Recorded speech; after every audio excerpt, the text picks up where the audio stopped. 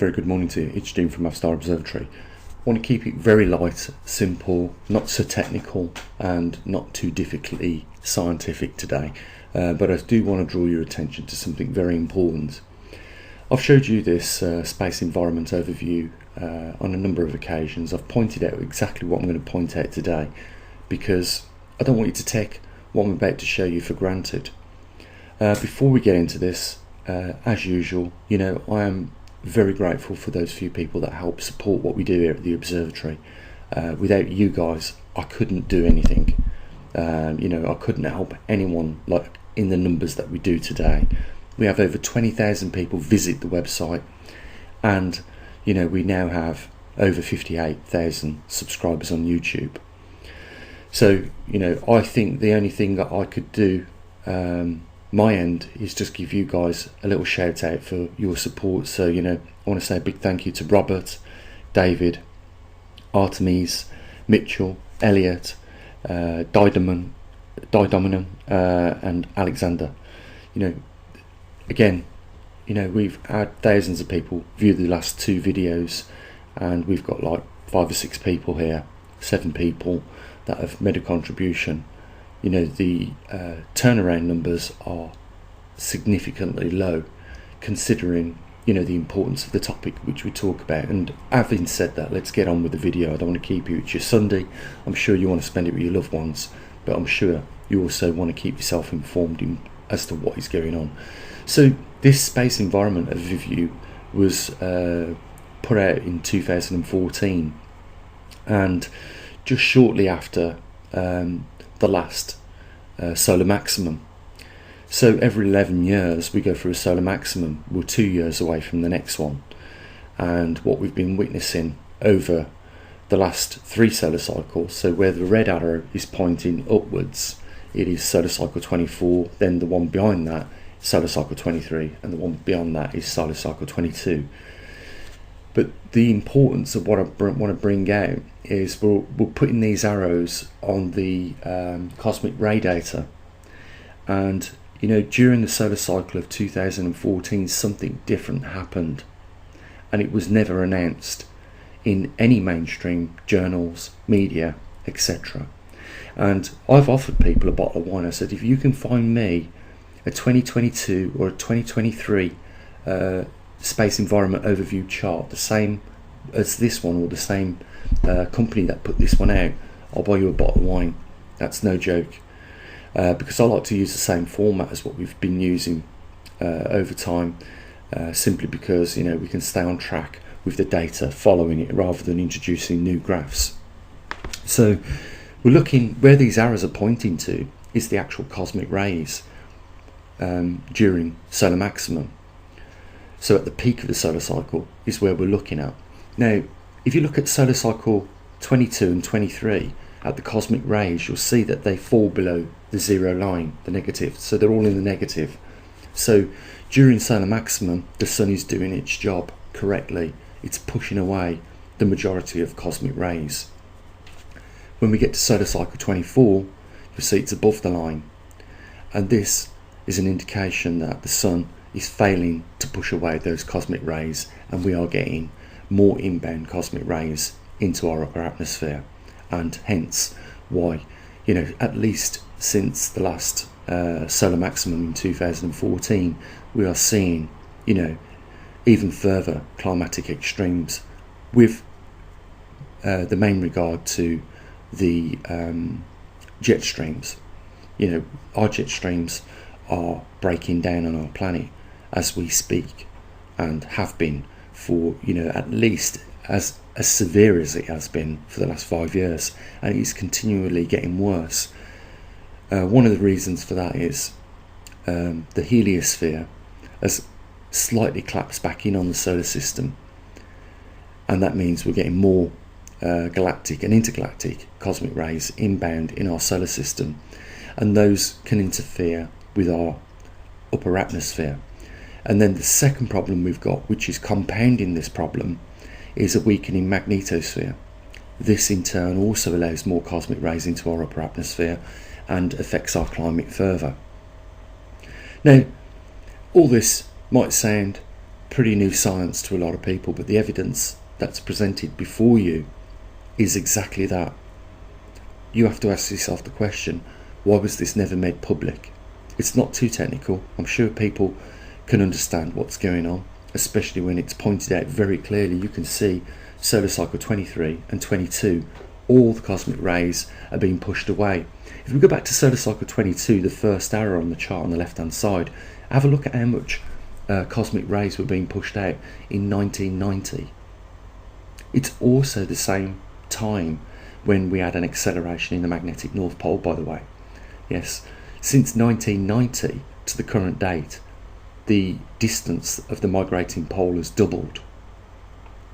So, not only do we see evidence of increase in cosmic rays, but we also note that from a period of time there has been a dramatic change in our climate. This is conclusive evidence. But again, why mainstream media, mainstream organisations did not tell people about the significance of this data on this chart is beyond me, because I believe that, we're adults, we can handle the truth, good or bad, but either way, we want to make those decisions ourselves, and the only way we can do that is by being presented with the evidence. I haven't seen a single other person on YouTube point this out to anybody. Not one other channel. I've not been on one website on the entire internet of my time searching for stuff. I've not seen one organisation or another website point this out clearly to people. So, if anything today, you take away this, that there is evidence that shows an increase in cosmic rays in our upper atmosphere. And it started to change around 2014, around 9 years ago. Now, we're 2 years away from solar maximum. We know that the solar cycles have been depleting exponentially down. I just want to show you the conditions of our solar cycles over the last three, so solar cycle 24, 23 and 22. We're still yet to get all the data from solar cycle 25. I guess the closer we get to maximum, at least some of these organisations will release the data, but I just want to show you the current state of play with regards to our sunspots and solar activity. So we're looking at the last three solar cycles. You can see that the troughs and peaks are dropping off exponentially, and it's anyone's best guess. I think what we're looking at is a trend. I'm going to go with the solar cycle 25 being less than solar cycle 24. I don't think we've seen a recovery yet of solar activity. We don't know where this is going to end up. Is our sun coming to its end cycle, or is it going to come to an end cycle and then begin another cycle? I'm talking about grand cycles, not the solar cycle 24, 23, 22. Maybe there's an even bigger cycle that we don't know about, where the sun regenerates itself after it drops to zero, or maybe something else new happens. And I'm not talking about micronovae. If you talk about micronovae, there's no such thing really. I know that there are some people out there saying that there's this is a reality. We get micronovaes. Micronovaes must just be severe X-class storms in the simplest terms, because a supernovae is an exploding star, and there's nothing small about that. So I don't think we should confuse micronovaes with supernovaes. A micronovae can only be a large or an extreme X-class event, or maybe more. But nevertheless, we can see that since 1990 something dramatically changed with the solar cycles. And the prediction is, if you look at a chart that looks like this, then solar cycle 25 must follow suit. And I'm just waiting for the end of cycle results to confirm that. And again, I do believe that there is some synchronicity with regards to the magnetic poles. accelerating since 1990 as well. I don't believe that these two events are coexisting with each other unrelatedly. So, I thought I'd bring this to your attention. This is something you won't get from anywhere else with regards to the amount of cosmic radiation inbound and the evidence to support it.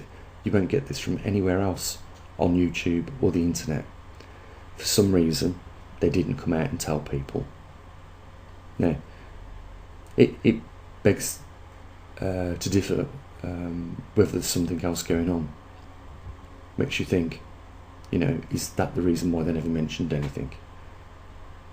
We can only speculate at this point. What we're trying to do here is put all the pieces together in a correct format, not just because we want to see an end result, but the end result will be whatever it is, or the conclusion will be whatever it is, without, putting our own input into it. It's very difficult for people to do that, but that's what we do here at the observatory. When we took the measurement of the magnetic pole's position over the northern hemisphere the other week, for it to start going back at this point is, a very strange thing.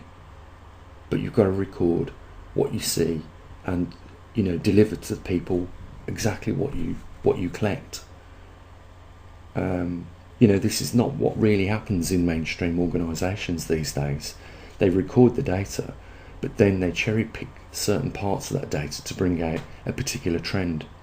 The Michael Mann climate chart is one of those cherry picked datas, and trust me, he's suffering for that, because scientists all over the world know exactly what he did.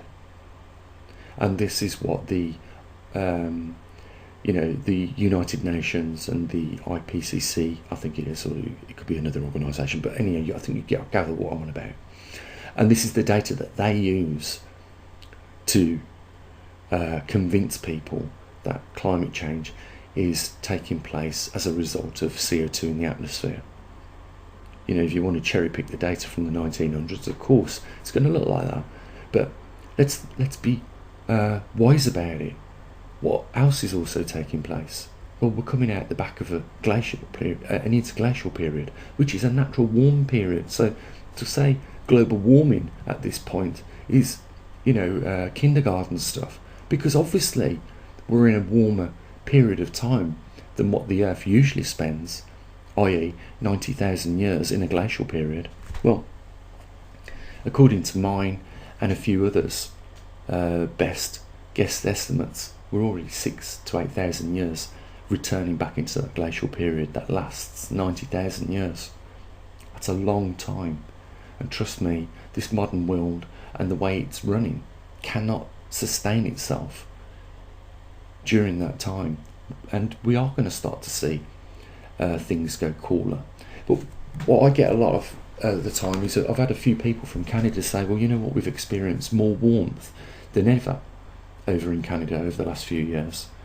Well, I think you have to the thing is with climate is there's so many potential influences. You have to really dig deep and think hard about why that is. If Canada is experiencing a warmer climate and the magnetic North Pole that hangs on to those Arctic temperatures has migrated nearly 2,000 miles, then maybe the fact that the Arctic Circle has already left Canada and therefore that's why it's warming up. But in general, it would have been cooler if the magnetic pole hadn't been migrating. But as for everywhere else in Europe, we're starting to see more extreme cold events. Even in Central America, we're starting to see that, record-breaking snowfall and depths, record-breaking sub-zero temperatures. The thing is with climate is very complex, and that's why modelling systems always get it wrong, or nearly all the time get it wrong. Something that we've been trying to do for a long time in our point of technological advancement is predict the weather, and it's not 100% accurate even to this day, even with millions and millions of pounds spent on weather models and satellites and everything else. The prediction is very difficult and always will be less than 100% accurate. So guys, I'm going to leave you to enjoy your Sunday with your family at this point. I'll do what I usually do, and I hope you haven't already switched off and that you're a little bit more courteous than that. It's just the fact that there is down there in the description a link where you can help support our observatory here, because delivering information like I've delivered today is gold. You don't get that from everywhere else. You don't get it from anywhere else. Through sitting down, looking at these charts, we can bring out the trends, bring out the information that's important to you and relate back to you. And it's really nice when a few people like those I mentioned earlier step up to that line and want to help not just the observatory, because in turn helping our observatory, you are possibly saving other people's lives, don't you? We don't charge for this information. It's not mandatory donations. It just means that people in the poorest parts of our world get access to information and they're not barred. And that information can save their life, the family's life, and many people's lives. So, if you're in the business of helping others and not just yourself, there's a link down there, and it would be great to see a few more people. And the least I can do is give you a mention for your support, at the very least. So I'll say what I usually do. Have an amazing day. I know it's Sunday. Chill out with your family. Have a great time. And I'll say what I usually do. Bye for now.